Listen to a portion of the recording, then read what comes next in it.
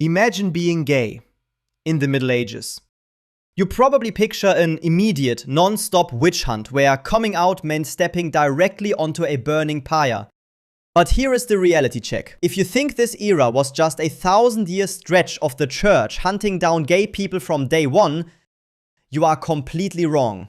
You are projecting modern, institutionalized homophobia onto a period that had much bigger problems, like trying not to die of dysentery before your 30th birthday. You are absolutely going to learn how bad things eventually got, and I promise you, by the time we get to 15th century Florence and their literal, government-funded gay secret police, you will realize how brutally efficient human beings are at turning a blind eye into a burning pyre. But the truth is, for the first few centuries, the church simply did not care. During the early Middle Ages, roughly between the 6th and 11th centuries, if a monk was caught having a little too much fun with another monk, he wasn't dragged into the town square and executed. He was given a penance. We know this because of things called penitentials, which were basically medieval HR manuals for sin. The punishment for two men sleeping together was usually just fasting on bread and water for a few weeks. To put that into perspective for you, at the time, eating meat on a Friday could get you a stricter punishment than having gay sex. Your dietary choices were literally more offensive to the Almighty than your sexual ones. Before things went completely off the rails, the early church even had a ritual called adephuesis, or the brother-making ritual. Two men would stand before a priest at the altar, hold hands, be blessed, and swear to be spiritually united for life. Modern historians like John Boswell argued this was essentially early medieval gay marriage. Other historians aggressively disagree, claiming it was just an extremely intense, sanctified bromance, like a spiritual blood brotherhood for guys who just really wanted to share property and avoid getting drafted into local feuds. Whichever side of the academic cage match you support, the fact remains, two dudes getting spiritually hitched at an altar was perfectly fine, provided nobody asked too many questions about the sleeping arrangements. And speaking of sleeping arrangements, we have to talk about monasteries. If you take hundreds of young, healthy, celibate men, lock them inside an isolated stone fortress with nothing but robes, endless free time, and an abundance of communion wine, what exactly do you think is going to happen? Monasteries were simultaneously a gay man's absolute dream and his worst nightmare. Men swore deep, poetic love to one another, writing letters that would make a modern romance novelist blush. But there was a constant, paranoid fear of what they called particular friendships. This sheer volume of monastic fraternizing infuriated a monk named Peter Damian.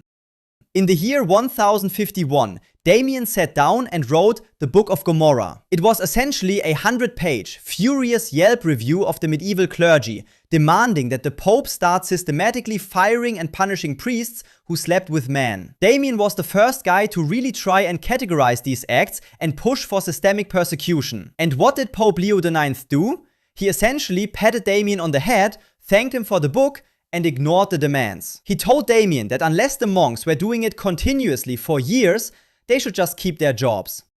The Pope treated the first manifesto of homophobia like a toddler's drawing. He put it on the medieval fridge and moved on.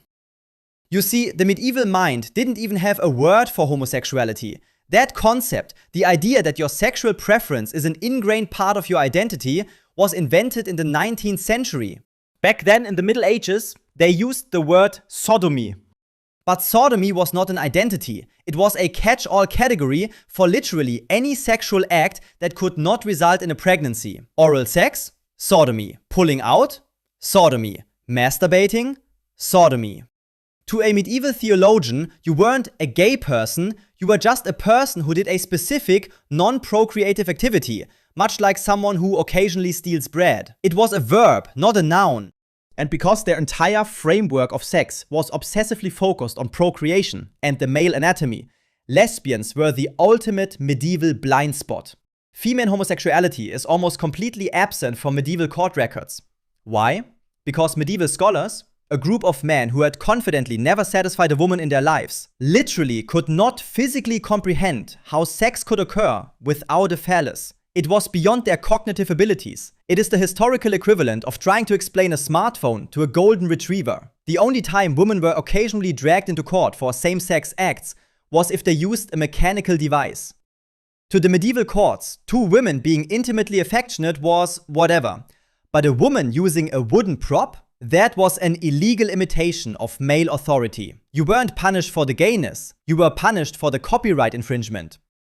But then the 13th century arrived, and the fun abruptly ended. This is the turning point you need to understand. A philosophical software update crashed the entire system, and his name was Thomas Aquinas. Aquinas was a theologian who decided to merge Christian theology with the philosophy of Aristotle. He popularized the concept of natural law. According to Aquinas, the universe has a natural order designed by God, and the only natural purpose of sex is reproduction.